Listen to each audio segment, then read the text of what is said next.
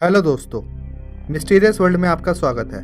यूँ तो हमारी इस विचित्र दुनिया में हर पल कुछ ना कुछ मिस्टीरियस घटित होता रहता है, जिनमें से कुछ मिस्ट्रीज को समय के साथ साथ सुलझा लिया जाता है, लेकिन कुछ रहस्य ऐसे भी होते हैं जिनका जवाब बड़े बड़े एक्सपर्ट्स और हमारी मॉडर्न साइंस के पास भी नहीं होता, जिनका कारण या तो फैक्ट्स और सबूतों का अभाव होता है या फिर हमारे नॉलेज का अभाव। आज हम अपने इस एपिसोड में ऐसे ही कुछ बेहद रोमांचक अनसुलझे मिस्ट्रीज के बारे में आपको बताएंगे, जिन्हें आज तक कोई भी सुलझा नहीं सका है, जो आज भी एक अबूझ पहेली के रूप में हमारे आगे चुनौती बनकर खड़ी हैं। हमने इस एपिसोड से पहले भी आपको बहुत से रहस्यों से अवगत कराया है, लेकिन आज के हमारे इस एपिसोड में हम ऐसे ही रहस्यों की बात करेंगे जिन्हें सुलझाने की कोशिश तो कई बार हुई, लेकिन ये गुत्थियाँ सुलझने की बजाय और ज़्यादा उलझ कर रह गई हैं। आज का ये वीडियो इस नज़रिए से भी बेहद ख़ास है कि हमने इस वीडियो में अलग अलग टॉपिक्स को इस एपिसोड में शामिल किया है, ताकि ज़्यादा से ज़्यादा ऑडियंस इन वीडियो का मज़ा ले पाए। तो आइए दोस्तों, जानते हैं इन रहस्यों के बारे में। इल्यूमिनाटी।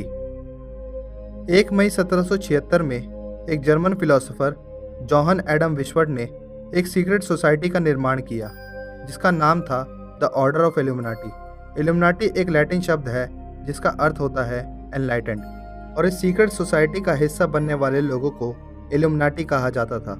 दोस्तों, आप में से किसी न किसी ने गीता, कुरान, बाइबल या गुरु ग्रंथ साहिब को पढ़ा होगा, या फिर उनमें दिए गए उपदेशों का पालन करते होंगे। तो आपको ये भी पता होगा कि भगवान और शैतान दोनों ही होते हैं। भगवान को जहाँ अच्छाई का प्रतीक माना जाता है, वहीं शैतान को बुराई के रूप में देखा जाता है। इल्यूमिनाटी के सदस्य लूसीफर यानी शैतान के अनुयायी थे, और वो लोग ऐसा मानते थे कि लूसीफर ही सर्वशक्तिमान है और वो सब कुछ देख रहा है और वो सब कुछ जानता है, और इसी कारण लूसीफर सर्वबुद्धिमान है, यानी कि एनलाइटेंड है। यही नहीं, इल्यूमिनाटी के सदस्यों का यह भी मानना था कि यदि कोई व्यक्ति लूसीफर को मानता है तो बदले में उसे ऐसी नॉलेज प्राप्त हो जाएगी जिसकी सहायता से वो व्यक्ति या तो उनका समूह दुनिया पर राज कर सकता है या पूरी दुनिया को अपने हिसाब से चला सकता है।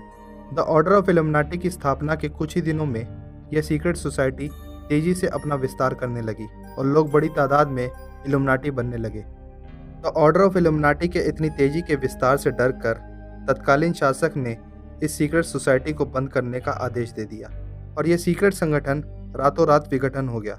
और इसके बाद से किसी भी इल्यूमिनाटी का कोई पता नहीं लगा, क्योंकि ये लोग तभी से अपने संगठन को बेहद खुफिया ढंग से चला रहे थे। अब हम इसे चला रहे थे कहें या चला रहे हैं कहें, यही तो सबसे बड़ी मिस्ट्री है, क्योंकि इल्यूमिनाटी अस्तित्व खत्म हो चुका है या वो अब भी हमारे बीच में मौजूद हैं। ये आज भी एक अनसुलझी पहेली है। इल्यूमिनाटी के बारे में यूँ तो कई कंस्पिरेसी थ्योरी प्रचलित हैं, जिनमें से एक कंस्पिरेसी थ्योरी का कहना है कि इल्यूमिनाटी आज भी हमारे बीच मौजूद है और इस सीक्रेट सोसाइटी का हिस्सा आज के कुछ जाने माने लोग हैं।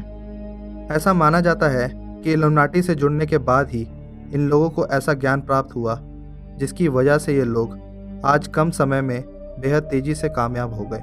इस कंस्पिरेसी थ्योरी की अगर माने तो विश्व में हुई सबसे बड़ी घटनाओं के पीछे भी इल्यूमिनाटी का हाथ है, जैसे कि 9/11, वर्ल्ड वॉर और जॉन एफ कैनेडी का कत्ल। लूसीफर के अनुयायी यानी इल्यूमिनाटी दुनिया में अशांति और अराजकता फैलाने की भरसक कोशिश करते हैं, ताकि इस दुनिया को लूसीफर के आने के लिए माकूल बनाया जा सके।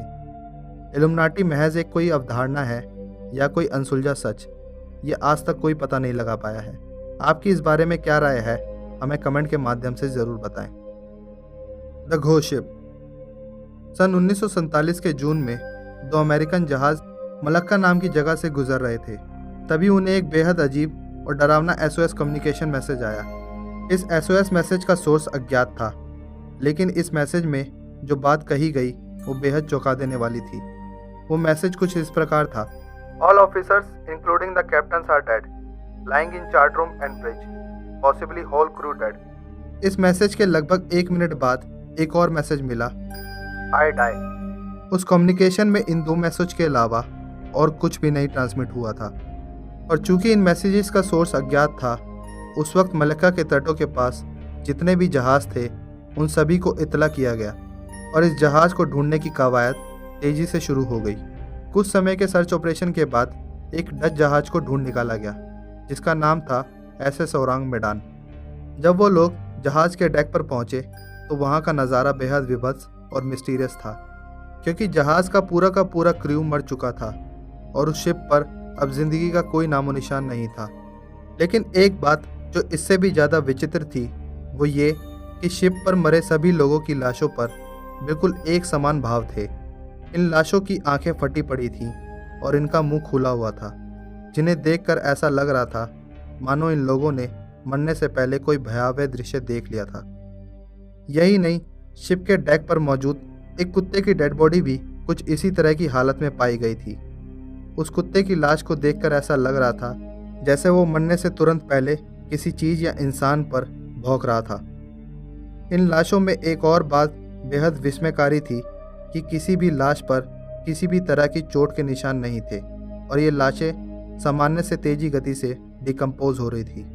जब ओरांग मेडान को टो करके बंदरगाह की तरफ ले जाया जाने लगा तब उसकी निचली सतह से धुआं निकलना शुरू हो गया और फिर एक जोरदार धमाका होने के साथ ओरांग मेडान सदा के लिए जलमग्न हो गया और उन सभी लाशों की इस दशा कारण एक अनसुलझा राज बनकर रह गया।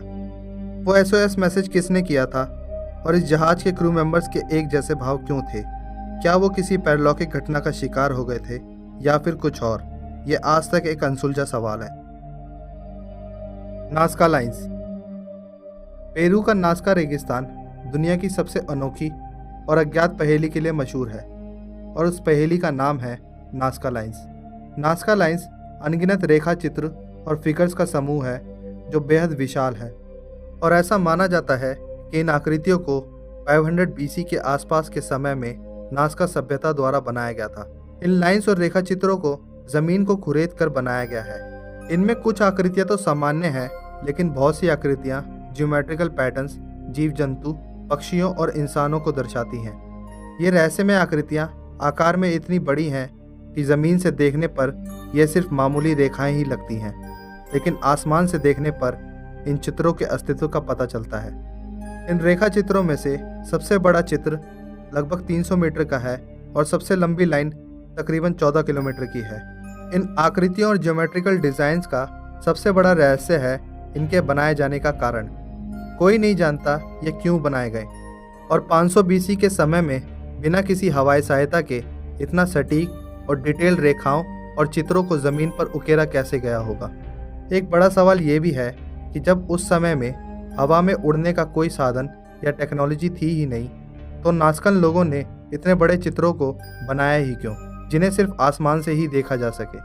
क्या वो लोग ऐसे चित्र अपने ईश्वर के लिए बनाते थे या कोई और था जिन्हें खुश करने या किसी प्रकार का सिग्नल देने के लिए इतने विशालकाय चित्रों को बनाया गया?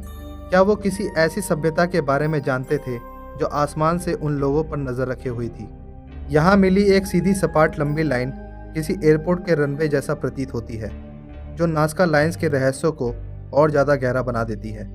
ये कुछ ऐसे सवाल हैं जिनका जवाब आज तक कोई ढूंढ नहीं पाया है और नाज़का लाइंस के रहस्यों को जितना सुलझाने की कोशिश हुई है, ये गुत्थी यहाँ पाई जाने वाली रेखाओं की तरह और भी ज़्यादा उलझी हुई नजर आती है। Death of Elisa Lam. 19 फरवरी 2013 में लॉस एंजलिस के द सेसिल होटल में ठहरे एक गेस्ट ने होटल के स्टाफ को कंप्लेंट करके बताया कि उनके बाथरूम में गंदा पानी आ रहा है और पानी में एक अजीब सी तेज गंध है। होटल मैनेजमेंट ने जब होटल के छत पर लगे वाटर टैंक की जांच की तो पाया कि वाटर टैंक में एक महिला की लाश नग्न अवस्था में पड़ी थी और वो लाश काफ़ी हद तक सड़ चुकी थी। जांच करने पर पता चला कि ये लाश 26 जनवरी 2013 में होटल में आई एक कैनेडियन महिला की थी जो यहाँ पढ़ाई करने आई थी और इस महिला का नाम एलिसा लैम था। एलिसा लैम को इस होटल में एक शेयर्ड रूम दिया गया था जिसमें वो एक अन्य स्टूडेंट के साथ रह रही थी, लेकिन एलिसा के रूममेट ने होटल मैनेजमेंट को शिकायत करते हुए कहा कि एलिसा का बिहेवियर बेहद अजीब है और वो एलिसा को अपने साथ नहीं रखना चाहती।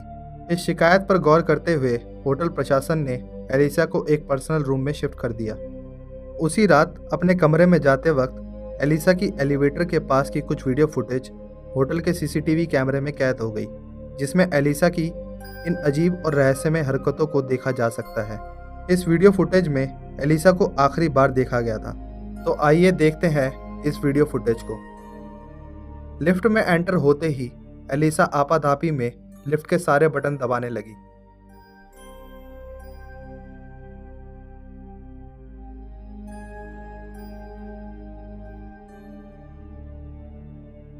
ऐसा लग रहा है मानो एलिसा किसी अदृश्य शक्ति से छुपने की कोशिश कर रही है और शायद वो इस अदृश्य साए को देख पा रही है।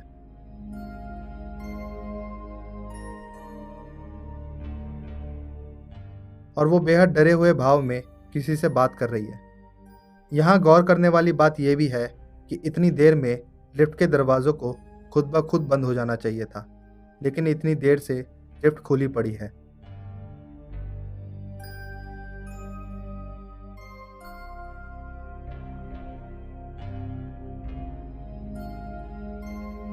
इस घटना की जांच के दौरान यह आशंका जताई गई कि एलिसा शराब या ड्रग्स के नशे में धुत थी, लेकिन एलिसा की पोस्टमार्टम रिपोर्ट इन अंदेशों को सिरे से नकारती है।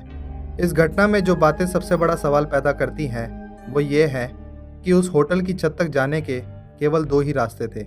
या तो एलिसा फायर एस्केप के रास्ते छत तक जा सकती थी, लेकिन फायर एस्केप तक जाने के लिए उसको होटल की खिड़की से चढ़कर जाना पड़ता, जो कि एक बेहद मुश्किल काम था।